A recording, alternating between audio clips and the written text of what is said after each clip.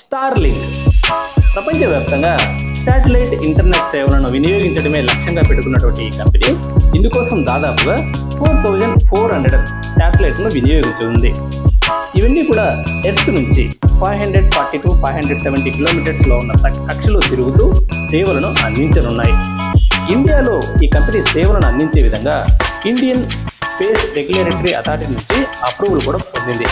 మన దేశంలో ఇప్పటి వరకు సరైన ఇన్ఫ్రాస్ట్రక్చర్ లేని కారణంగా రూరల్ ఏరియాస్లో 700 మిలియన్స్ పీపుల్ ఇంటర్నెట్ సేవలను వినియోగించలేకపోతున్నారు. ఈ స్టార్లింక్ ఎంట్రీతో వీళ్ళందరి సమస్య తీరినట్లే. ఇవన్నీ వినడానికి బాగానే ఉన్నా ప్రైసెస్ విషయానికి వస్తే installation setup box cost 33,000 rupees, every month 600 MBPS స్పీడ్తో ఇంటర్నెట్ సేవను అందించినందుకు గాను 3,000 రూపీస్ ఛార్జెస్ వేయనున్నట్టుగా తెలుస్తోంది. ఇప్పుడు ఇండియాలో 400 to 600 రూపీస్కి 100 MBPS స్పీడ్ అన్లిమిటెడ్ ఇంటర్నెట్ సేవలు అందుబాటులో ఉన్నాయి. ఇలాంటి తరుణంలో ఈ కంపెనీ ఎంట్రీ ఇచ్చి సక్సెస్ సాధించగలుగుతుందా అంటే అది $1 మిలియన్ క్వశ్చన్. ఏది ఏమైనా స్టార్లింక్ విషయంలో price is the biggest barrier. ఇలాంటి వాల్యుబుల్ ఇన్ఫర్మేషన్ నేను మీకు షేర్ చేయాలంటే మీ సపోర్ట్ నాకు కావాలి. మీరు నాకు సపోర్ట్ చేయాలంటే కింద నుండి సబ్స్క్రైబ్ బటన్ మీ బంగారు చేత నొక్కాలి. నొక్కారా? రైట్.